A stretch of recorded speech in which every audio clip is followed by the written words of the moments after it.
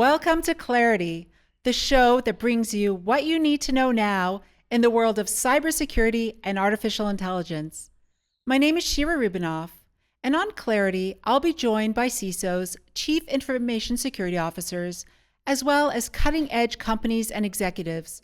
We'll be covering the most pressing areas in cybersecurity and artificial intelligence today to help you cut through the noise and dissect the very crowded ecosystem we are living in today, bringing you what you need to know now. Today, I'll be joined by two prominent CISOs, Maureen Allison, a well-respected, renowned CISO, currently retired from Johnson & Johnson, as well as Gary Hayslip, a CISO leader who is currently the CISO of SoftBank Investment Advisors. Today, we'll be covering the positioning of the CISO in an organization, how it's changed and manifested over time, and how the role is defined today. We will also discuss how to approach the CISO and certainly what not to do if you want to get their attention. We will also cover some of the challenges CISO faces today and what that means for your organization. To begin, Maureen, can you please introduce yourself to our audience and give them a little background about your story, which is amazing, everything you've done in your career, and you're certainly a role model for everyone, but especially women in our space. Oh, well, thank you, Shira. I'm Maureen Allison. As she has said, I'm retired from Johnson & Johnson, but still very active in the cybersecurity community, working on cyber advisories for a number of boards, as well as working with VC companies to help them bring some of the products we need to market. I started my career, I graduated from the United States Military Academy at West Point with an electrical engineering degree, went into the military police, then I transitioned from the military police to FBI. I did counterterrorism in San Diego, California, and worked on the captain of the Vincennes who shot down the Iranian Airbus in the late 80s. Then went to Newark and did undercover drug operations in Newark till I got out and became head of security for A&P Foods, Avaya Telecommunications, Medco, and then rounding it off with Johnson & Johnson. Wow, Maureen, that's incredible. So thank you for being here. And Gary, please, can you also introduce yourself to our audience and give them a little background into your incredible career, long time in our sector, being not just a mentor, a leader, and everything you do for us. Please tell us a little bit about your journey so far. Well, it's still ongoing. I haven't quit yet. So, I'm kind of envious of Marina being retired. I started mine in the military as well. I mean, I did 20 years in the U.S. Navy, where I did everything from, I was advanced electronics working with weapon systems, but I always moved towards cyber and IT and intelligence. And at the end of my 20-year career, I went right into civil service. So I was working as a CISO and a CIO for the U.S. Navy for about 6 years. And honestly, you don't make very much money. You're working for the government. And it was just kind of one of those things where I just realized as I was finishing up my MBA, my boss, who was also one of my mentors, went ahead and just told me, I'm going to fire you. You got 30 days. You need to leave. And that motivated me to leave. And, so I became the CISO for the city of San Diego. And then after doing that for a number of years and part of the governor of California's cyber task force and busy with the fusion centers and working with DHS and everything, I then transitioned into private industry, where I was the CISO at Webroot and until Webroot got acquired. And so I helped with that M&A and the whole acquisition. And then as I left Webroot, I came to SoftBank. And so I've been at SoftBank since the beginning of the Vision Fund. And so I've been here, going on 6 years, do cyber and physical security and work extensively with our portfolio companies and with, various VCs, in the cyber community itself, I've been around for about 20 plus years. I said, I write books, I mentor, I keynote, I teach, it's just, I love cyber.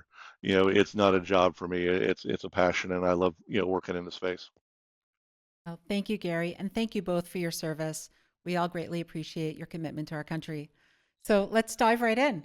Let's first talk about the ever-changing role of the CISO and how we're now looking at almost like a combined role of a CISO and a CIO. I know we've had discussions with this online, offline, and what that means for your organization and all the challenges you face and how to tackle them within the marketplace, within the organization, but also externally facing. So Maureen, let's start with you. What are your visions there?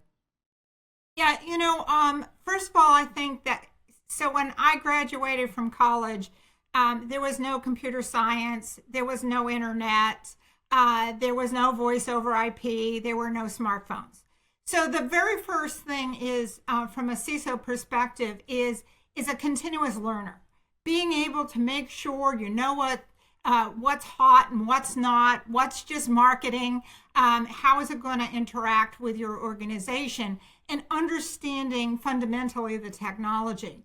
What has happened with the role of the CISO is in some industries, it was the CISO just does what I would say the security operations center, threat intel coming off of the network.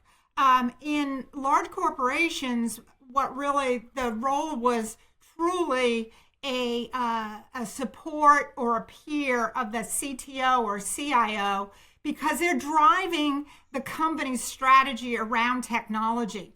What are they going to use for backup? What are they using? When are they going to go to the cloud? What are the right technologies? How to do it? Do you have enough network bandwidth for what you're trying to do? Don't go to the cloud with just a single point of failure, and then worry about your email. Oh my God! So that's where I think the CISO has expanded well beyond. I think in larger companies, the role of being a partner, a peer, a coworker of the CIO and the CTO is very, very much prevalent. Though we have seen in some industries where the CISO literally understood some of the technology, maybe in enterprise technology, better than some of the other technology folks, and they ended up being a CTO, CISO, or a CIO. And so it's a natural progression for some people to go that route. No, I thank you. And I think one of the first reasons on the first show of Clarity that I wanted to bring you both on as two prominent CISOs in industry is for the ecosystem, for everybody out there to really understand what challenges you face and what you deal with and what your roles are defined as and how it's ever changing, to get a deeper understanding of a CISO on the ground as the personal way and how they view it internally from an organization, but also externally. So Gary, would you say that this is almost digital transformation across the organization, as folks like to say, let's incentivize them to work together? I think it goes beyond that. Can you shed some light on that? Well, you know, um, kind of merging with what Maureen was saying.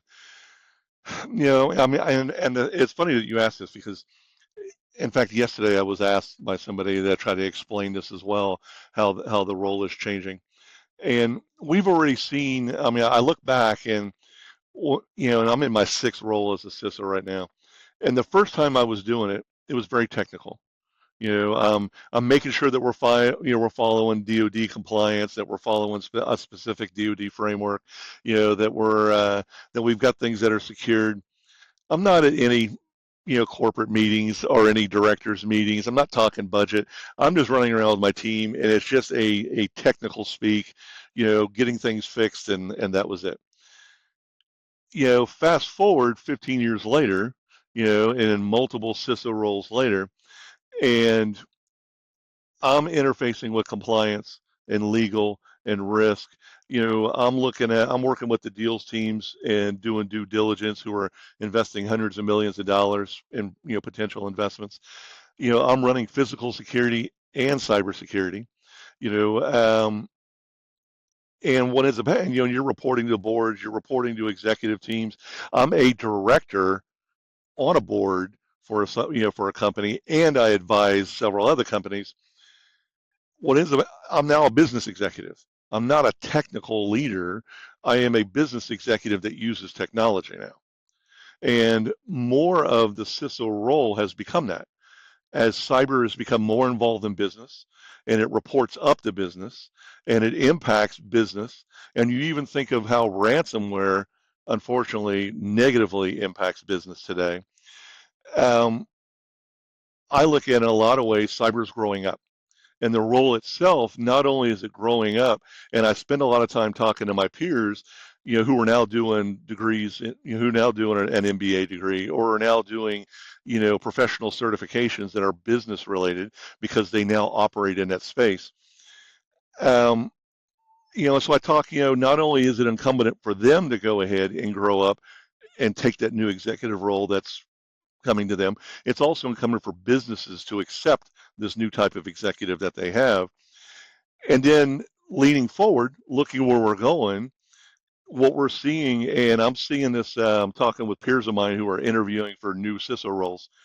Many of the CISO roles aren't just CISO anymore. What's happening is companies are like, okay, I can hire a CIO who knows technology and a CISO who knows technology, but the CISO also knows risk and also knows compliance. How about we break the CIO role up and we move, infrastructure and cloud and a bunch of stuff underneath the CISO, and then we'll move product underneath the CTO. And so you're starting to see this merger of roles, that are following up underneath the CISO role. And I do think over the next 5 years, it's going to continue to mature, and we're going to see more of this. And I've seen it about a half a dozen times this year already, with peers of mine that all of a sudden are the CIO and the CISO, or they're a CISO with extra teams, or they're the CIO and the chief risk officer. It just makes sense when you look at the fact that cyber is a domain of a wide range of skills and experiences. And when you take an executive who has 10, 15 years of that, and has been in multiple roles in different companies and in different sectors, and they have all of that underneath them, to me, it makes business sense for companies to go ahead and take that role and add to it. Why not use that executive and give them more things? And so I do think the CISO role is going to change, but it's incumbent on CISOs, people, those of us that are in the role that are actively doing it. We have to prepare for it, educate ourselves so that we can be those effective leaders that our business needs. I think that's great insight from both of you, but I also think it's something that needs to happen Oh because, yeah. over my career, I've interfaced with a lot of wonderful CISOs like yourselves, and you all have a lot of business knowledge that wasn't utilized or called upon. It was more of the technical role, but understanding that you bring so much more to the table and being able to interface with that, I think would bring a lot more to every organization. And we're now kind of segueing a little bit about the CISO and challenges CISOs face. And I think one of the number one challenges, and please correct me if I'm wrong, is budget constraints. The CISOs are faced with dealing with a multitude of things within organizations, but the budgets are never big enough. I look at security and I look at buys as in three buckets: a nice to have, need to have, and a must have. Nice to have is everything. Need to have is when we have the money, we'll deal with it. Need to have is where everybody's trying to sell into, where we have a problem. We're either going to make money, lose money, have an attack, have a problem. We need to deal with this right now. And the CISOs are sitting there facing, okay, I have this small budget that's not big enough to cover everything. And every type of practitioner or company, they're all trying to sell to you. They're trying to get your attention. They're trying to get 5 minutes with you, which turns into way more time, which we all know. And they're also trying to be impressive towards you or approach you in a way that's effective. And I know that's a struggle for most organizations, but more to the point, it's frustrating to you as a CISO, who time is very important as everybody else, but you don't want to be inundated with calls or time polls that aren't effective and aren't meaningful, but also are wasting your time. So we've had some really great conversations offline, and I'd love to touch upon a whole bunch of them from you. So it would just add a lot of color to our space, and people could really understand what to do and what not to do when trying to approach the CISO. And if you're lucky enough to run into them and you want to catch their time, what do you say? How do you make it a meaningful conversation that the CISO wants to continue this conversation and really accepts what you have to say and makes it important for both of you? So, Marina, I think we had a very interesting conversation about a week ago, and I'd love if you could share that story with us, the one about somebody approaching and not really understanding the scope of your work and your industry and doing their homework. Yeah, I always love it when people will come. I don't know what they think Johnson and Johnson was, or how big it was, or what we did, but they would come, and I had someone who came and approached me and told me that they had the perfect tool to stop advanced persistent threats. They were going to block everything that came from the China domain. And I laughed. I said, well, what about my 25% of my business in production that's going on in China? What are you going to do about that? And they had absolutely no idea that Johnson and Johnson was either manufacturing and selling a product in China and in Asia. And so that would probably be one of the biggest things. At least have a clue to what a company does, and to approach the CISO. If you've got that opportunity in the CISO, we'll take the call, because I know Gary, as well as we have some really good security architects that get to front a lot of the things to even see if they're applicable to my company. Over the years, people would sell me stuff that worked on Windows 18 and above, but I still had Windows 2008, which would cause my network to fail. And that's part of it, is really understanding your product in the dimensions of your product and limitations, to be able to discuss those honestly and not in a proof of concept, because that's when things go south, and you're going like, really, you don't even know your product? You couldn't have even told me that? Well, that certainly shed some light of what not to do. And we'll go to what to do in a moment. But Gary, you and I also had a conversation. Let's talk about cutting over the lines of business and personal. How should people not approach you? Yeah, I've had my thing is that I'm very approachable. You can go ahead and reach out to me, and if I'm interested, I'll tell you or not. Um, but I've had people that decided, and I have no idea how they did this, but they tried to reach me through like one of my children, or they tried to reach me through my wife, which, really, really made me angry, because it's like, you don't bother people's families. This is a business discussion. You can talk to me. Obviously, if you've tried to reach out to me and I've said no, or I'm not returning your email or your phone call, I don't need your product. I don't need to talk with you. There's specific things that I look for. You don't need to go ahead and try harassing my family to try to get a hold of me. That should be very clear to people. I think we're covering respect, doing one's homework, really Yep. understanding the market you're selling into and that you want to sell into, understanding the people you're speaking to, and also not crossing the lines that you shouldn't, because that won't be accepted in any positive fashion. Okay, let's dive into what should they do. So Gary, besides being approachable and being the nice gentleman that you are, giving everybody your time, if somebody is looking at it and they say, you know what, I'd really like either your opinion, or I'm interested in selling my software into SoftBank, but I want to get in front of you, what should they do to do that? Well, I mean, right now I have companies that do that. They will reach out to me, um, and I'll take a look at what they're talking about, and I'll be frank with them. We don't. We have like 560 portfolio companies, and we don't open those up to vendors. If you want to talk to one of them, you call them directly. I'm not going to be, I'm not a VAR. I'm not going to be going ahead and trying to handle software for 560 companies. That's a whole other job I don't want. You know, um, with that said, I mean, I do have companies that contact me, and they're like, hey, we want your opinion. We're this is what we do. We're relatively new. We're working in this field. We see that you've got experience, and we'd like your opinion. Is this something that you think, and and if I look at it and it makes sense, I'll be happy to chat with them, or I'll tell them straight up, I'm not interested, and there are specific reasons why. And you actually went ahead and kind of alluded to it in that there's a core set of technologies that are hygiene related that most CISOs are always focused on. And I explain to a lot of the sales teams that I talk to and stuff, look at CIS 18. If you look at CIS 18, the first 10 controls are hygiene controls. You have to have those. And you have to have those down cold before you even look at going to NIST or ISO or any other kind of framework, because your company's just not mature and you're going to have a lot of things that you need to fix first. If your technology is in one of those areas, you're going to have something that a CISO is always going to need. If you are the next set of 8 controls, you're the stuff that's nice to have or the stuff that maybe I might need later on. A lot of that comes down to the maturity of the company. If you're talking to an SMB, they're not going to be interested in nice and have. They're going to be so wrapped around trying to do hygiene and trying to get revenue.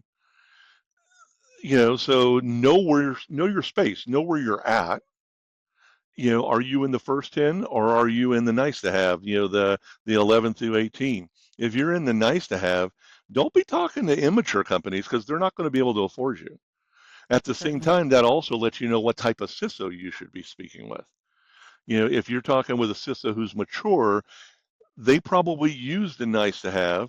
Now you need to know a little bit about their environment. Are they 100% cloud like we are? I'm 100% cloud. I don't need something that's on-prem. I don't need something that's hybrid. I need something that runs full SaaS. We're a mixture of Windows and Mac. So try to sell me something that's just Windows. Why do I want that? I need something that runs on both. You need to know these kind of things. This helps you know what type of CISO you should talk to. And I've done these discussions where I've been brought in because I have an article that I publish before RSA every year called the CISO Manifesto, and I update it every year, and it gives about 12 to 15 different things of what not to do, but I explain why not to do it, and here's an alternative. Here's a different approach. I try to give something. And part of that is this, is what Maureen was talking about as well, and doing the research, understanding who you're talking to, understanding their level of experience, so that when you talk to them, you actually have a meaningful conversation.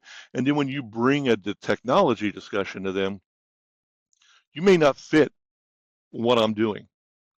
But if you're honest with me, and it is an interesting technology, and it's something that I think peers of mine would use, I'm happy to take a look at it. I'm happy to give you, my 2 cents worth, and then, send you, kind of send you on your way, but it's like, I expect it to be a respectful conversation.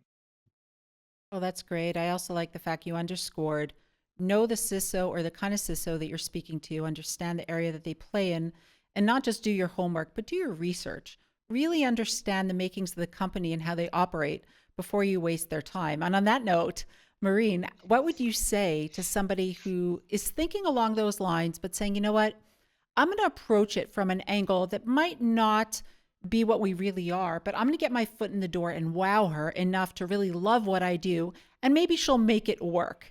And I'm sure there's plenty of companies and folks that have done that. What would you say to them? It's the whole back aisle at RSA. Those companies. That's correct. No, I think the thing that I would tell companies is this: I am not a sale. I am not a sale. I am not a sale. I am not a sale. I am a human being. If you meet me at the human being level, then we can have a relationship. And I have some salespeople, I even hate to use the term salespeople, they're friends now. I've known them through 5, 6, 7 different companies. They'll pitch me, they'll say, hey, Maureen, I'm over here. Do you want to hear about this? If I tell them, no, we're not really there yet, they'll go, okay, hey, when you're out at RSA, let's make sure we get together. Let's have coffee. Right? And not trying to go for the sale, but to go for the relationship and understanding, hey, Maureen, what other organizations you're in? Oh, I was in Health ISAC. Okay, why don't you sponsor the Health ISAC and you put a booth there? I'll tell you what, I'll do dinner with you and I'll spend some quality time at your booth and hear you. And so it's a relationship where you give and take, and those become some of the most profound relationships, friendships that people will have, and it can ebb and flow, right? You can give them advice, they can give you advice. They'll tell you if they see something that's really hot out there. And that's the type of relationship that every sales individual should be looking to have. How do I meet the CISO at their level? Hey, you're in you're on the board of Health ISAC, you're with International Technology Security Coalition, you're president of West Point Women. Hey, those things are easy to find out about me. They're on LinkedIn, they're on Facebook, and just have a conversation. Not a false conversation, but I'm not a sale. I'm a human being. Meet me as a human. Oh, well, I can say that from personal experience. I remember meeting you a million years ago at the Executive Women's Forum, now on the board. And I remember you were up on stage. It was early in my career, and you were talking about your story. I was just looking at you, and I was in awe, but super intimidated. And the way you presented, it was just like, how do I approach this woman? I just want to learn from her. I want to know her. And it took a little while, but once we started talking, you're one of my favorite people. Just so approachable, so friendly, willing to give your time everywhere. And like, I could honestly call you a friend and happy to do so. Well, and didn't I find say, you? Like, you were presenting somewhere and I just showed up and started texting stuff out. You're like, what the heck? Are you here? And yes. And that becomes that, we're all, if you're in the field, you're a security professional. And Correct. Some people are in a sales role. Some people are advisor roles. Some people are CISOs. Some people are architects. We're all trying to we've all got the same common mission and goal. And so if we learn how to work with each other, what will happen is we create a much better ecosystem, and then we're able to get much better results. I couldn't agree more. And, I talk about the human factors of cybersecurity. That's my space. And I think it all boils down to the human. And I'm sure, Gary, as you've mentioned, and Maureen, as you talk about as well, it boils down to your interpersonal relationships. And I think one piece I want to just kind of move on to is our generational gap. Because in our generation, people talk to each other. They spend time with each other. They want to schedule one-on-ones. They pick up the phone and call each other. It's interesting. I had a conversation with one of my kids, and they were on their bus with their friend. And I asked them, oh, what'd you talk about? And they said, we don't talk. We were texting. I said, you're sitting next to each other and you're texting? I said, yeah. I'm like, that's something lost in the next generation and the coming generations. People don't have or are lacking that interpersonal relationship or the skills to communicate. So how would you both say within organizations, when you're dealing with the multi-generationals that are now sitting side by side, which is truly one of the first times this ever has really been, we have the boomers, the Gen X, the millennials, the Zs, very different type of interpersonal communication, having to work side by side, getting work done, but also interfacing with each other. So Gary, in your role, as you're working, and certainly you have to work across the different generations and have interpersonal relationships with everybody to get the job done, what would you say is lacking maybe in organizations from your position as a CISO in order to get these generations to really meld better together and have that deeper understanding on how to work in a way that's effective for the organization? Um, I can tell you, like with my teams, we sit together, and then we're kind of also in part of the IT team, and we all, and the way our desks are set up, we all look at each other and we talk to each other, and we're in projects together, which forces us to talk together. Oh, that's great. And then That's great. and then Having like that we have interpersonal. and then we have a cafeteria downstairs, so we eat lunch together. And then we have like the physical workout competitions where it's kind of funny. Where they actually do push-ups, competing with each other. And then now we do. And we opened up a new campus in Menlo Park, and we now have a walking trail. And so, like this morning, I had an hour between meetings, and so I got up, and my team had a break, and we all leave together, and we walk, and we basically we put in a quick 4,000, 5,000 steps, and in that walk we talk.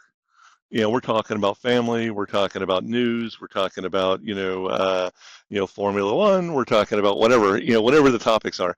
Several of us are gamers, we're talking about, new computer games that are coming out. But the issues that I find is with my team is that, I do one-on-ones with my team members, periodically, and in that one-on-one, this is their time.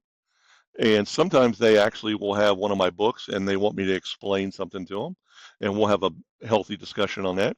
Or sometimes it's a career discussion, or sometimes it's just a discussion about things that they've, read in the news and, technology wise, and we're chatting. And a lot of times those one-on-ones are walkabouts. We're going to go walk down and go grab a cappuccino, from Pete's down the street. And while we're walking down there, and it's just us together talking face to face, and we're allowed to bring the phones, but it stays in the pocket. Nobody uses the phones while we're out, and it makes people talk. And so we go ahead and we do that, and I do. I have people wide range, generation wise, and then the next thing that we go ahead and we do is reports. There's specific types of reports that we have to write, and we write together as a team. And they can use Chat GPT or they can use Perplexity to assist them. But several people on my team are prior military, prior intel, and so there's specific ways that in which we do our reports, and we all do them together, and we all take turns. And so I'm finding that writing is also a lost art form. With some of the and so we do that together. We do a lot of the talking together. When we do projects, we do those together, and we hold each other accountable for deliverables. And I have to admit, it is quite interesting. They've gone ahead and they've called me on the carpet a couple of times because I was a little, because I forgot, and because even I get busy and I miss Sure. that Jira ticket or I miss that, what I was supposed to turn in, and they remind me, hey, which is okay. Occasionally I need to be reminded, but That it's sounds that. good. I mean, it's taking that personal time, um, but it's continuous. You have to That continuously do it. No, that's great, and I like your setup and the way that you have it set up in a way to dictate that it's going to be effective and successful. So, Marina, I want to kind of pivot a little bit and highlight the fact that you're a woman in industry, very prominent, had very high level roles with a powerful platform, as well as gone through the system, West Point, FBI, as a woman. How has that been challenging for you? And do you feel, I know we've spoke about it before, that in the past it's very male centric and hard for women to have their voice heard. Do you think the industry has shifted and now we can actually have the space that we are sitting side by side in an appropriate manner? Or do you think we have a ways to go? You know, there's one side of me that says, oh, yeah, there's a ways to go. But really, it comes down to the full diversity. It's not male or female. Yeah. And, as Gary was talking, and I'm thinking, it's not millennial and people that have a little gray hair. It's really security engineers are not ever gonna, they're not usually your extroverts, right? They're not the ones That's right. doing comedy on the side. And then you have your introvert, you have your introverts, and then you have your extroverts, and they scare each other. And Gary's got physical security and IT security today. I had it in the past. That was you talk about two groups who think the other doesn't either know anything or one is smarter than the other. I mean, I had some of the most brilliant forensics guys say to me, Marine, I'll never understand about physical security. And I'm thinking, what do you mean? Like, it's got that human element to it. I don't know how humans work. And so, I really look at it. I think what women have done is we're able to create, and it's not all women and all men, but women certainly have a better sense of empathy overall, compassion, ability to communicate feelings, and so with that, it brings a certain je ne sais quoi to a CISO organization that we should embrace. I was at a conference once in Newark, and I heard a CISO get up on the stage and said, I'm getting rid of all the risk people, and if people don't have a security engineering degree, I'm firing them. And I got up on the stage and I raised my hand and I said, all the people he's going to fire, come see me. I'll hire you.